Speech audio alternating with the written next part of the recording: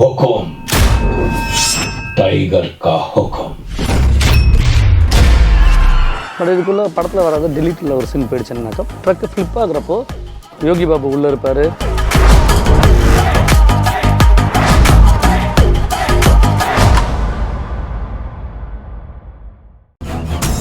நில்லுங்க நில்லுங்க, எங்க போறீங்க? கேட்கறல எங்க போறீங்க?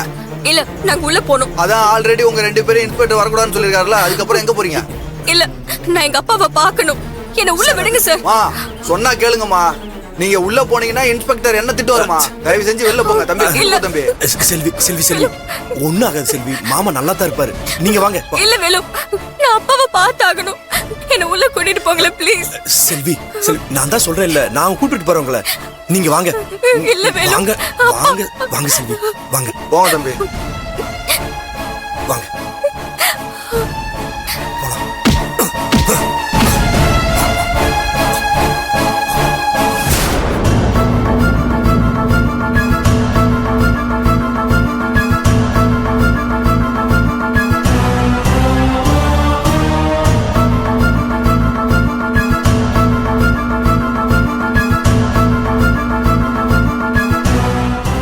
மகா, போலீஸ் ஸ்டேஷனுக்கு போனவங்க இவ்வளோ நேரம் ஆகியும் வரல. அவங்களுக்கு என்னாச்சோ ஏதாச்சோன்னு ஒன்றுமே தெரியல.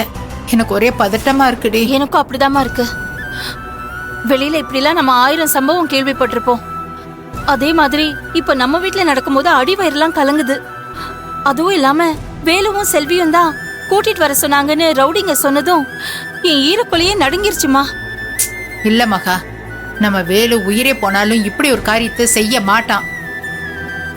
ஆனா வந்தவனுங்க ஏன் அவன் பேரை சொன்னாங்கன்னு தாண்டி எனக்கு புரியவே மாட்டேங்குது. நம்ம திரு என்ன ஏதுன்னு கூட விசாரிக்காம அவன் பாட்டுக்கு சம்மந்தி மேல கேஸ் எழுதி கொடுத்துட்டான்.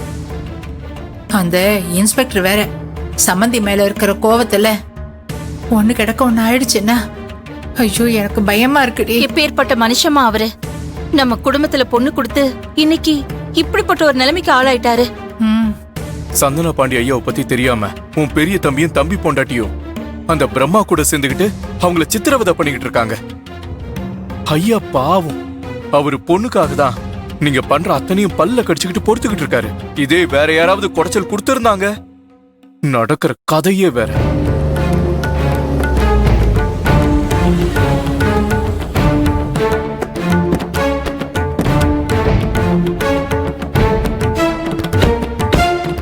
மா, திரு வந்துட்டான்.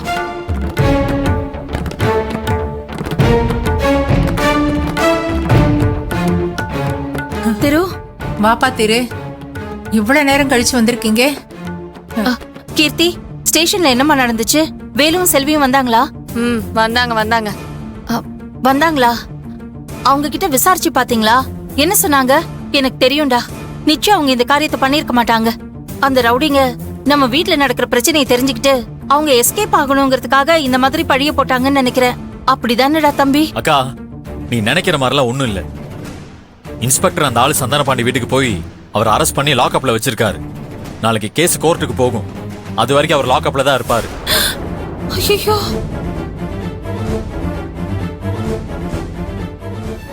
திரு என்னப்பா சொல்ற? அவரை ஜெயில வச்சிருக்காங்களா? என்னடா நடக்குதுங்க? ஏண்டா டேய், அவரை போய் எதுக்குடா? அண்ணி, வீட்டுக்கு வந்த ரவுடிங்க 2 பேரும் அவங்க வாயாலேயே யார் அனுப்புனாங்கன்னு சொன்னதை நீங்க கேட்டீங்கல்ல, அப்புறம் ஏன் நீங்க இவ்ளோ அதிர்ச்சி ஆகுறீங்க? திரு, நீ செய்யறது எதுவுமே சரியில்லை. சந்தன பாண்டி ஐயா எதுக்கு பூஜை உட்கார்த்தணும்?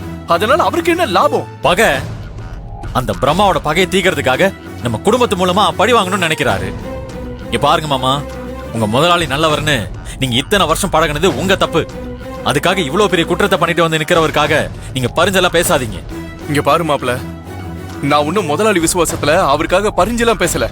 அவரை பத்தி எனக்கு நல்லாவே தெரியும். அவர் பேச்சுதான் கரடு முரடா இருக்கும். அவர் மனசு ரொம்ப வெள்ளப்பா. நீதான் அவரை தப்பா புரிஞ்சுக்கிட்டு அவர் மேல பகைய வச்சிருக்கியோன்னு எனக்கு சந்தேகமா இருக்கு.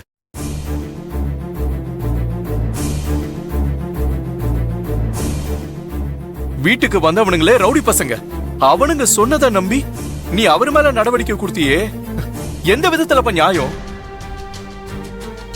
திரு, இத பாரு, 1000 குற்றவாளிங்க தண்டிக்கப்படலைனாலும் ஒரு நிரபராதி தண்டிக்கப்படக்கூடாதுன்னு சொல்லுவாங்க. சந்தன பாண்டி ஐயா நிரபராதி, அவருக்கு போய் இப்படி ஒரு தண்டனையை கொடுக்கறது பாவண்டா. அது கடவுளுக்கே அடுக்காதுடா.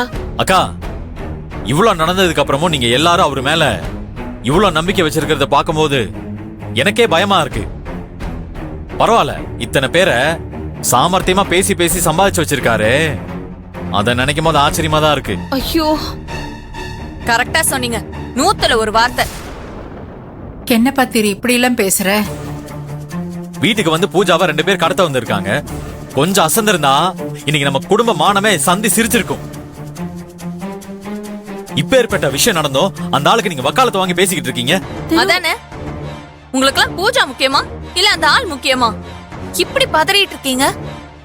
அத்த, அந்த ஆள் சந்தன பாண்டியனை அடக்கணும்னு வச்சுக்கோங்க, உங்க மகனும் மருமகளும் தன்னால அடங்கி வந்துருவாங்க. அந்த வேலையை தான் இவரும் பண்ணிருக்காரு. சும்மா யார் யாருக்காகவோ கவலைப்பட்டு நீங்க நிம்மதியை கெடுத்துக்காதீங்க. இனிமே இந்த விஷயத்துல என்ன நடக்கணுமோ அதை நான் பாத்துக்கிறேன். நீங்க யாரும் இதை பத்தி பேச வேண்டாம்.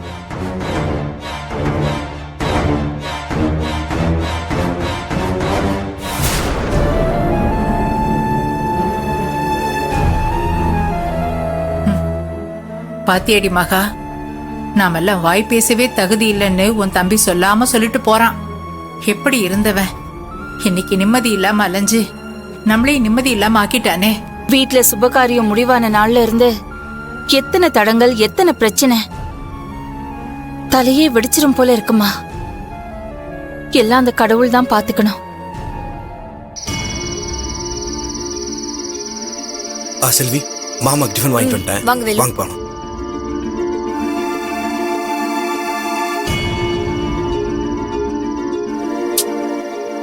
மா, ஒரு தடவை சொன்னா உங்களுக்கு புரியாதா? அதான் இன்ஸ்பெக்டர் வரக்கூடாதுன்னு சொல்லியிருக்காருல, அதுக்கப்புறம் எதுக்கு வரீங்க? யோ, என்னையா அங்க சத்தம்? ஆ?